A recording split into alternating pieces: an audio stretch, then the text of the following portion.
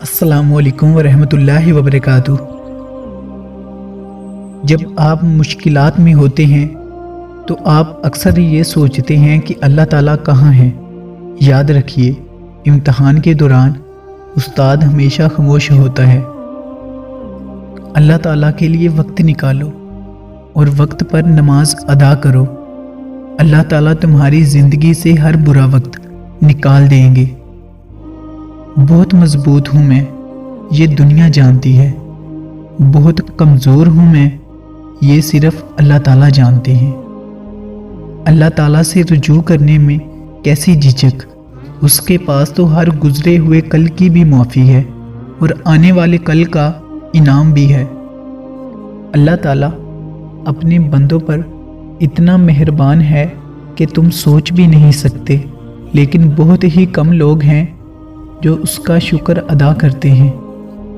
कुछ चीज़ें, कुछ बातें और कुछ राज अल्लाह ताला और आपके दरमियान ही अच्छे लगते हैं। कोई भी चीज़ दिल को ऐसे ज़िंदा नहीं करती जैसे कुरान पाक करता है। जब इंसान अल्लाह ताला की नेमतों को जानता है, कदर करता है और एक अच्छा बीज बोता है तो नस्लें बैठकर फल खाती हैं। जितनी रोज़ी अल्लाह ताला ने तुम्हारे लिए मुकद्दर फरमा दी है, उस पर राज़ी और मुतमिन रहोगे तो तुम सबसे ज़्यादा गनी बन जाओगे।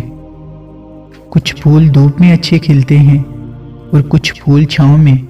इसी तरह अल्लाह ताला बेहतर जानता है कि हमारे लिए कब और क्या बेहतर है। कुछ हादसात इंसान को रब से जोड़ने और गुनाह छोड़ने के लिए बहुत ज़रूरी होते हैं। जिसका राब्ता खुदा के साथ हो तो वो कभी नाकाम नहीं होता। हर हाल में अल्लाह ताला का शुक्र अदा किया करो, क्योंकि वो बर्दाश्त से ज़्यादा दुख नहीं देता। जो कुछ मिला बेहतरीन मिला, जो ना मिल सका यकीनन उसमें अल्लाह ताला की ज़रूर कोई बेहतरी होगी। याद रखिए, तकलीफ़ अल्लाह ताला की तरफ से होती है। जो मुसाइब पर सब्र करता है, अल्लाह ताला ज़रूर उसे उसका अजर देता है। जज़ाकल्लाहु खैर।